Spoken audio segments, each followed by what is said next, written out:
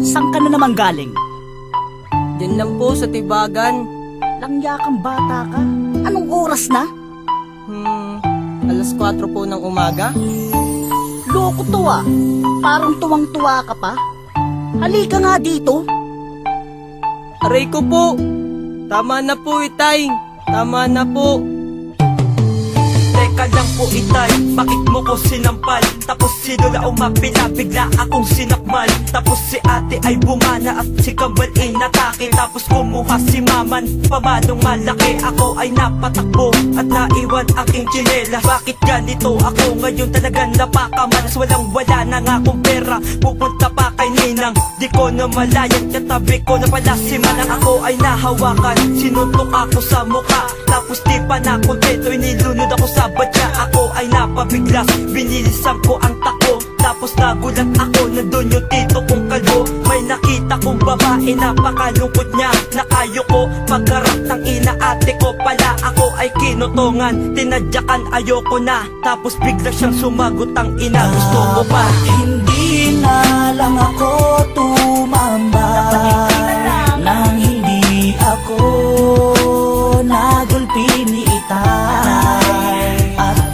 ang kaliwat ka ng sampal ni Inay ay todo bigay, kaya ako hinimatay.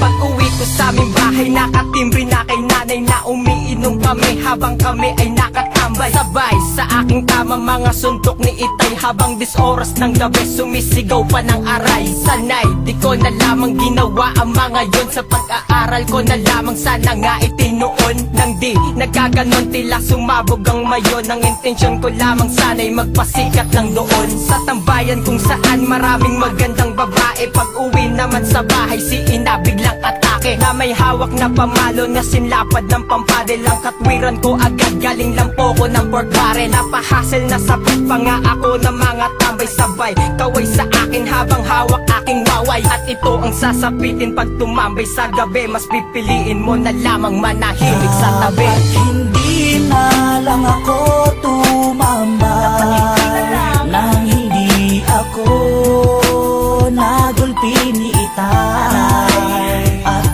ang kaliwat ka ng sampal ni Inay ay todo bigay, kaya ako hinimatay.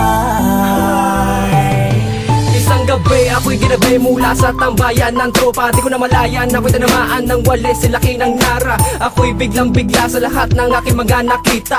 Tatay ko pala tumatakbo, umaarangada. Ako'y biglang binanatan, binitin pati warik. Ako'y kanyang sinakalang dila ko'y lumalawit. Nang ako ay nakatakasabay takbo, kumakaripas. Ngunit sa harapan ng nanay ko, ako'y biglang hinampa. Ang maso, saktong-sakto, sa pool talaga ako. Ang laki ng bukol ko, kinapa ko sa noo. Aking bigas, teka po inay, bakit po Itay? Bakit niyo ko ginaganito, unti-unting pinapatay? Ngunit ang sagot nila'y isang suntok, isang tadyak. Nang ako ay tinamaan, ako ay lumagapak. Ayoko nang tumambay sa tambayan ng hating gabi, nang hindi na ako mabugbog ng parents ko muli. Hindi na lang ako tumambay nang hindi ako nagulpi ni Itay. At ang kaliwat ka ng sampal ni Inay ay todo bigay, kaya ako hinimatay.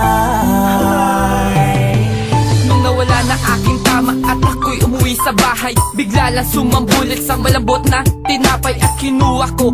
At bigla akong umalis at hindi ko na malayan yung pala ay napanis. At ako'y nabadrip at bigla lang ng bugbog. At nakita ko na kapatid at bigla akong kinuyog. Sapak sa muka at tayak sa may likod. Nang hindi ko na makaya, ako'y napaluhod. At pagkatapos nun, ako nagkaroon ng bigot. Ako'y nalulumbay at umuwi ako sa bahay. At nakita ko ni Erban at saka ni nanay. Bigla akong sinapal, nasa na daw ang tinapay. At sinabi ko, kinuha na ng kapitbahay. Hindi pa rin naniwala at ako'y biglang kinatay. Sa sobrang sakit, daig ko pa ang nabitay. Aray, nabitay, aray. Dapat hindi na lang ako tumambay nang hindi ako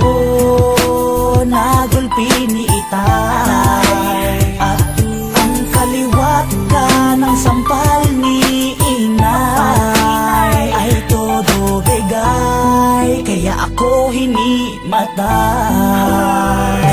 Dapat hindi na lang ako tumambay nang hindi ako nagulpi ni Itay. At ang kaliwat ka ng sampal ni Inay ay todo bigay, kaya ako hinimatay.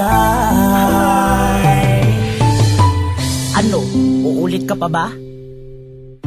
Hindi na po. Mabuti naman at nagkakaintindihan tayo. Dahil hindi ako magsasawa na gulpihin ka araw-araw, tandaan mo yan. Opo. Teka tay, may pandesal na ba tayo? Gutom na ako eh.